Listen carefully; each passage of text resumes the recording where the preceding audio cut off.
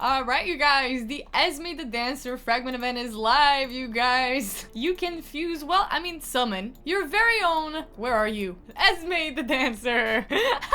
Starting, the tournaments are starting today. We're starting off with Spider, and I am skipping. How are you doing, gamers?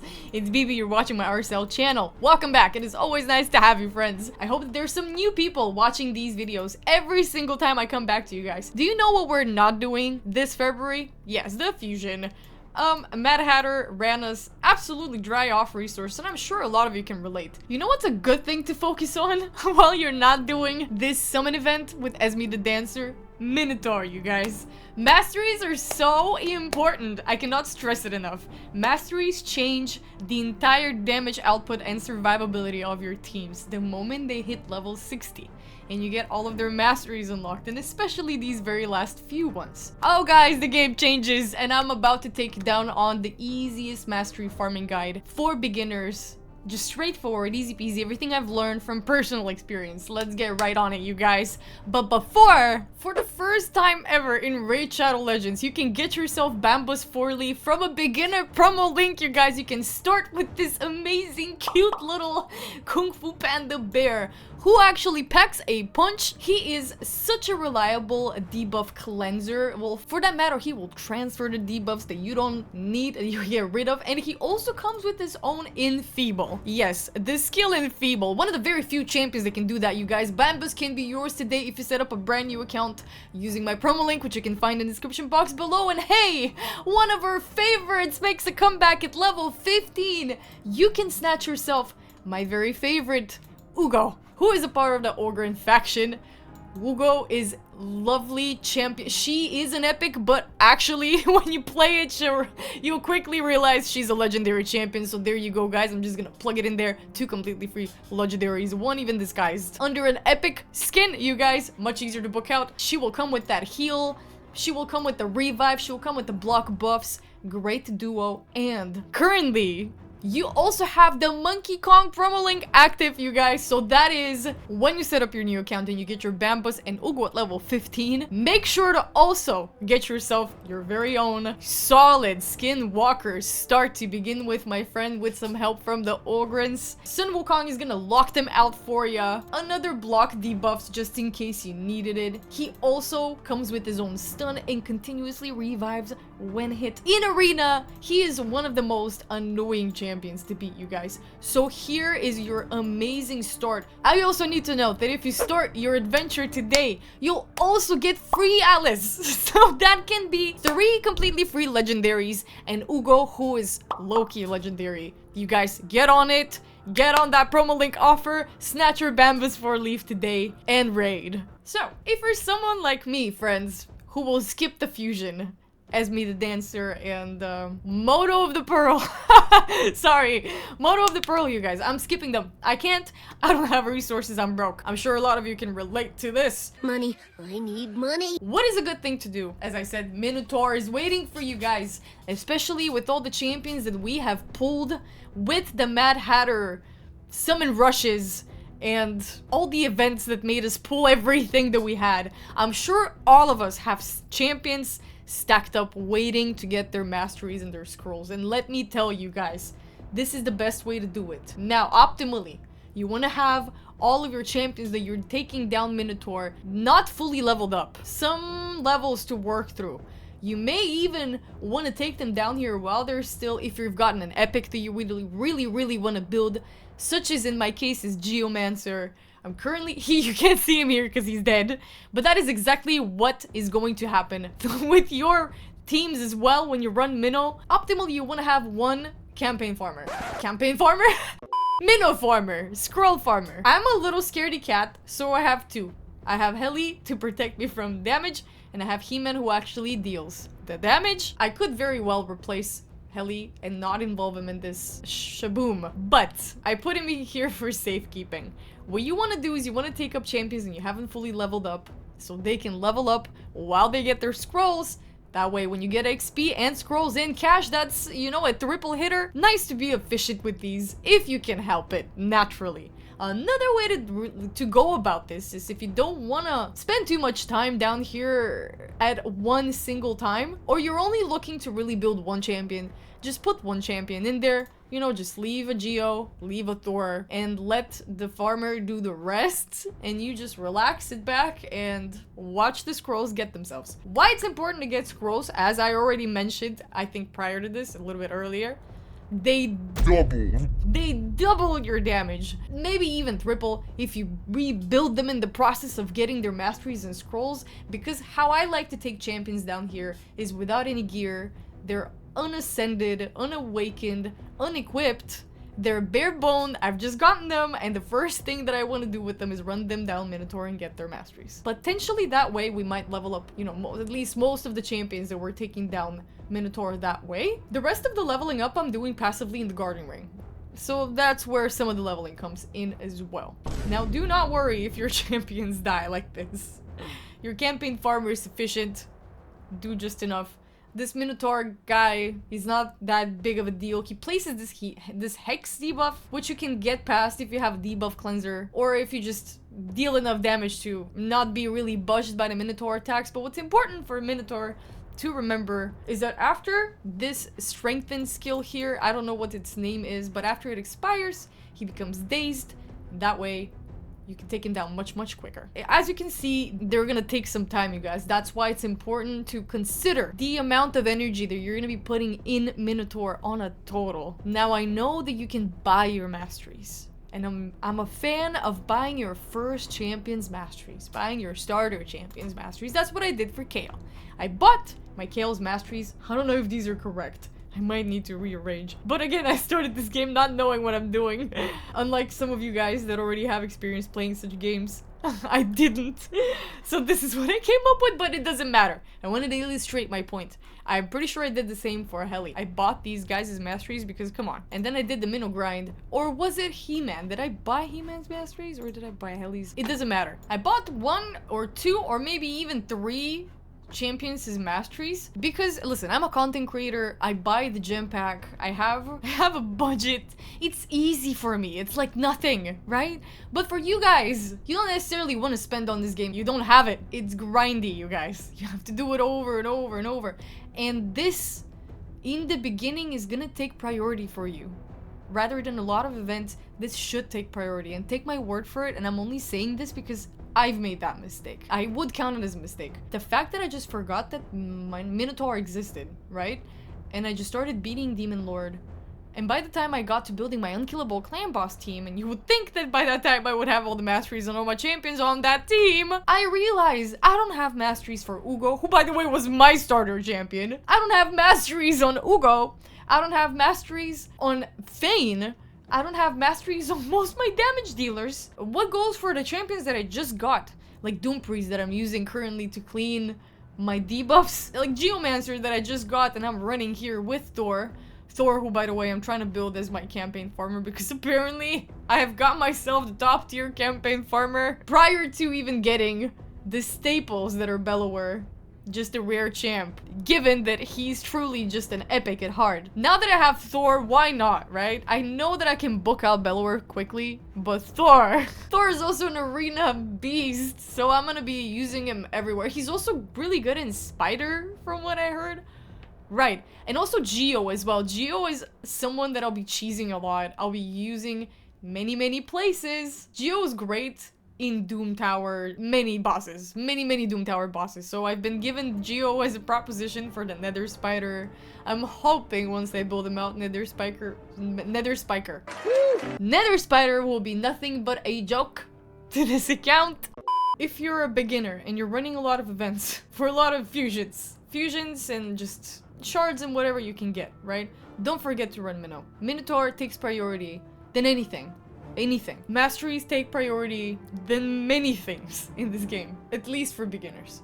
Now, on to the second thought that I had. If you have trouble picking out the masteries for your champions, Hell Hades has a solid guide. They have the standard mastery suggestions, they have some concrete, specific build suggestions. I use Hell Hades a lot when I'm not sure exactly which road to go for a particular champ. And for clan boss, For example, for the standard bosses, you just need a standard build, which you can get from the Hell Hades website. For me, it makes it so much more comprehensive. And especially when I watch some content creator suggestions and they elaborate on why they're deviating from Hell Hades' suggestions. So I've seen Ash does that a lot, and he explains why he chose a different kind of mastery on someone, and I find that just as important because naturally your teams are gonna vary, everyone's team is gonna vary based off what champions you're gonna have. You're gonna want different things, and it's important to also take under consideration the things that you can or can't do in certain areas. So for example, in Clan Boss, if you're trying to build an unkillable team like I am, you can't use masteries that deal with turn meter increases on your allies because that will throw off your speed tune. But in any other case, when you're using a Wixwell, let's say, no problem. Use all the turn meter increases you want. Even so, it's recommended that you have more of these so that you can get them to, you know, do more turns. But for Heli, this is a little specific. For teams with unkillables, block damage, shenanigans like that. But what you should absolutely know, for all of your nukers, you're gonna need crit rate and crit damage. And the most important thing that you're gonna also remember for Clan Boss, for tanky bosses, not just Clan Boss, for any bosses, you're gonna need War Master. War Master increases the damage that you deal to enemies by 60%, and that scales off max HP of said enemy. That works in bosses. I think in bosses less. This is the important one that you want to get for damage multiplication. And I'll show you in a second what that looks like on, let's say, my He-Man, because He-Man smacks. As you can see, He-Man smacks. And I want to show you what kind of masteries I have on him and justify them. Buying versus making. Minotaur grind is grindy, as I already mentioned. Buying masteries costs 800 gems per champion. Running them all through Minotaur for their full masteries, all of them, is what, 600 gems spent in energy restocks. Because you can't do it in one run, bestie. And you can't do it in one day either. It's not possible. It's a long investment kind of thing. Long-term, long-haul investment. But here, oh, He-Man has Helm Smasher on because of his, here. I will elaborate. I've built He-Man as an arena nuker, arena beast. So the only reason why I haven't put War Master on him is because I haven't really planned on using him in my Clan Boss team. I am using him coincidentally because he deals the most damage. But I've put Helm Smasher here because he is strong, you guys. His multipliers are crazy. His damage scales off use of skill here. For each buff placed on this champion, his damage scales even more. What did I say? Turns, it scales off buffs.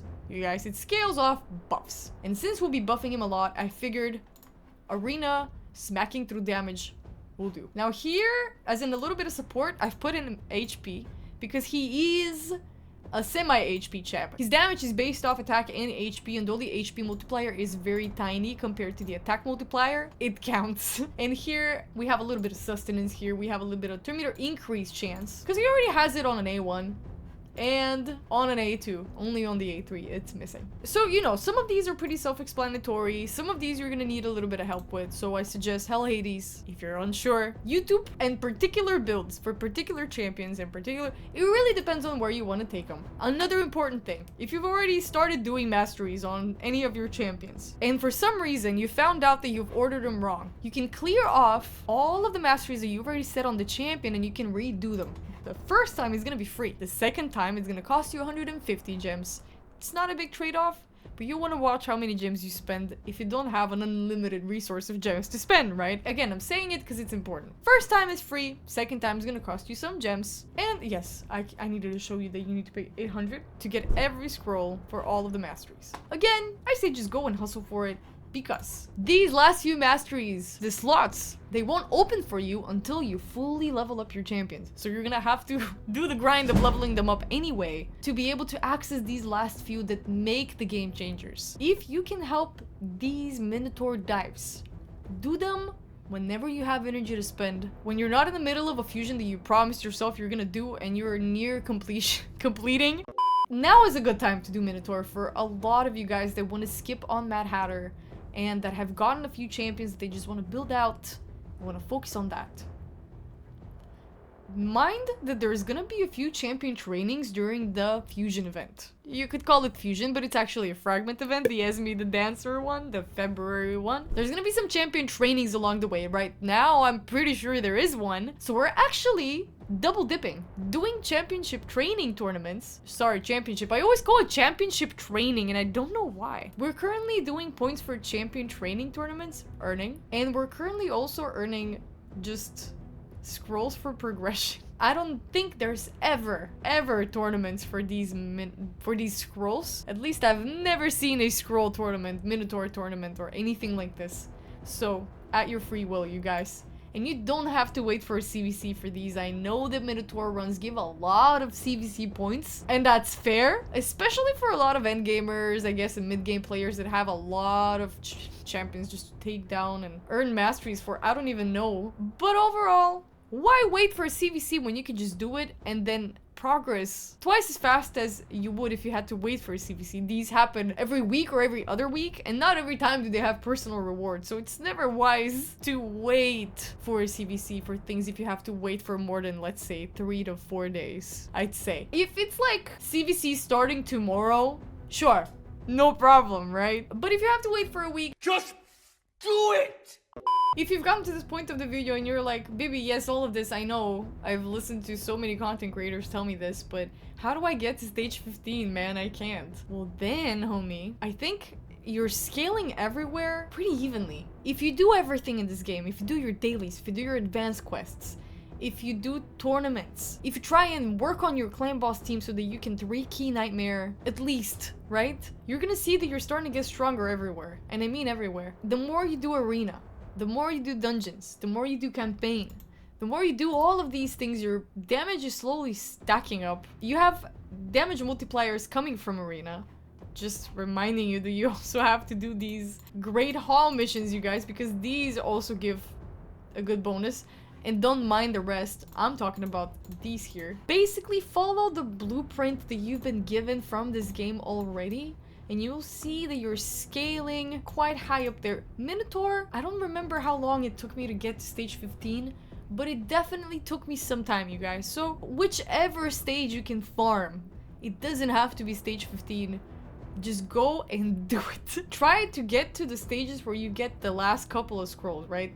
Was stage 11, stage 12 when you start getting the red ones? Try and get these when you're sure you have a farmer that can take you through Minotaur and you don't need any of the other champions to do that for you. Some of these notable champions, anyone that deals with campaign on his own will do fine here on his own as well. So you can take your champions like, say, Bellower, you can take your champions like Geomancer should be able to solo Minotaur when I build him out, actually. Alice could probably solo Minotaur, and she's a free login champ, you guys. You have options, man. And for the entire duration of this video, we have gotten all of Thor's regular scrolls, basic scrolls, so we're gonna go ahead and bulk that crit rate and crit damage instantly. And as for the rest of his kit, I don't know, you guys. Let's see what he has. Okay. Buff, buff, buff. We don't need any of the supports. We don't need any of the supports. Maybe a little bit of HP. I don't know if he even needs it, to be fair. I never know when to pick, for example, Heart of Glory and when to pick Grim Resolve. Like, I understand the implications, right? Grim Resolve is for champions that I'm gonna have on less than full HP most of the times. And Heart of Glory is for unkillable teams that will have full HP all of the time. And I don't know which one Thor would fall into. So we're gonna wait for the rest of them. But this is kind of standard for all of your nukers, right? Crit rate, crit damage. Instantly, the first thing that you want to do. Crit rate, crit damage. You can see how many scrolls you get per stage. Stage 11, you already start getting 1 to 3 divine scrolls. When you start climbing up there, better things wait for you guys. Let's see if we can do it without heli. I'm very curious, just to kind of make sure that I could be doing this more efficiently on leveling up too. Because again, if you take up just one slot with a champion that they're fully leveled up, they have their masteries, you think they're there to protect your team, but you can actually do without them. Let's see if that's the case. Oh, well, I really hope we don't die here. I'm pretty sure He-Man can do it on his own. He's so quick. A few moments later. Maybe our He-Man won't be able to do it. But it's totally cool. He-Man can do it by himself. And we definitely didn't need that helicat there the entire time. Now earning a little more XP. Can I put another guy in there? I can put another 2 people in there, but it's starting to get a little too crowded, is what I'm thinking. If you have someone ready and waiting for their masteries and for leveling, which is kind of what I'm thinking of doing with a few of these champions here. I don't know if you can see, for example, Mad Hatter is waiting at level 50. I want to take him up to level 60, but he's so further down the priority list that he's gonna sit and wait for a little bit longer. But once I take him up to 6 stars and he reverts back to level 1, I'm plopping him in there for his masteries. Same thing Galkabar, same thing Alsgore. For Androck, I don't even have to like do anything. I just have to put him on this team. Honestly, Androck needs some masteries. I would like to build him out soon too. And Doom Priest needs to be leveled up as well, and currently there is a champion training, so I'm gonna go ahead and also farm some food when I head down to campaign. Unfortunately, I'll have to head down to campaign once again, you guys. I'm just gonna go ahead with this team. I don't know how much XP they're all gonna be getting, just the 3 of them, but this is it, you guys. Good luck farming your masteries. Don't slack off on them, and I'll catch you guys again in the next one. Bye!